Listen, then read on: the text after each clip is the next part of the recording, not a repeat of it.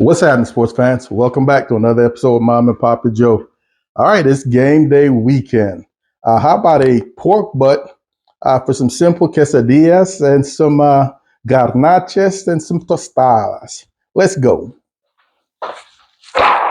So what we got here, folks, is a 8-pound pork butt, man. I've already rinsed it off, trimmed it just a little bit. This is a Smithfield. This cook is going to be so simple. I'm going to be asleep for most of it. Our rub is very simple. We're going with Uncle Steve All-Purpose, the Lucky Shake. Large granules, man. Just a little bit of sugar. I did not want anything really sweet on this particular pork butt, simply because we're going to be using this for lots of other dishes. Run flip.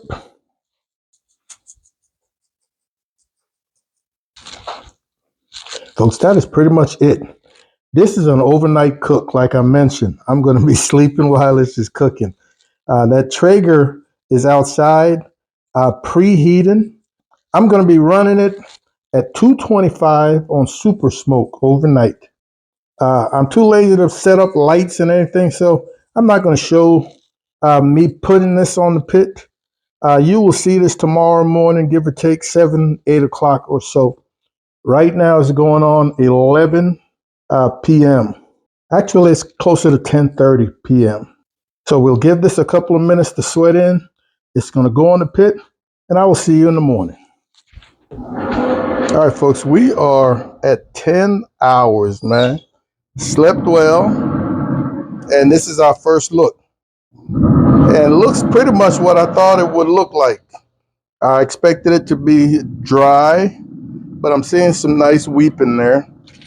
This is just vinegar and water, apple cider vinegar. Just going to hit it a little bit. And I do want to get a temp. Oh, 173. All right, 173. Folks, I'm going to let this ride for probably 12 hours.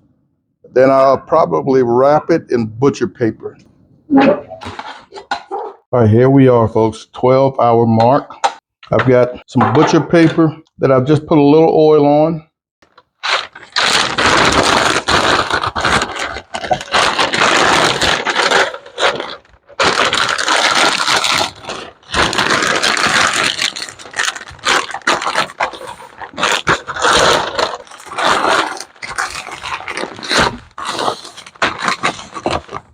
And we're back, meat side up. Let's head back to the pit. All right, folks, I cranked up the Traeger to 300, and we're going to go right back onto the pit. I'm anticipating maybe another hour and a half to 2 hours. We'll be back. All right, sports fans, we are at an hour and 50 minutes wrap. So just short of 14 hours total of this cook. And man, we're feeling good. 206, 207. We're going to pull this thing off of here. We're going to get her a nice long rest, shutting down. All right, sports fans.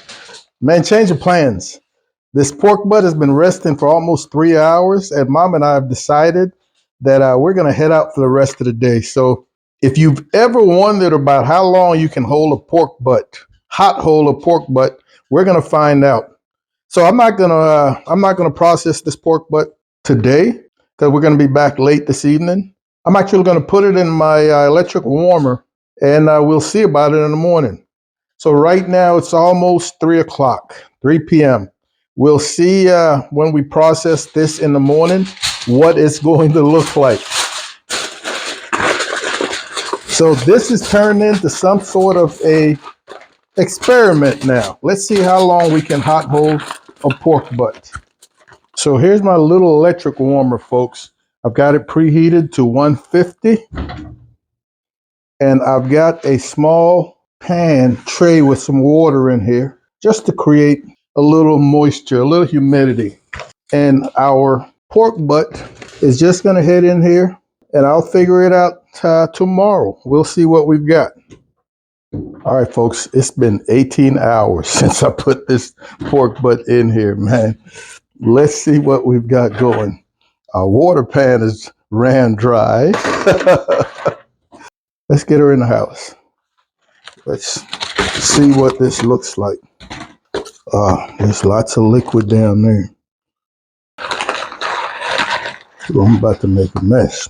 Trying to get my shirt dirty.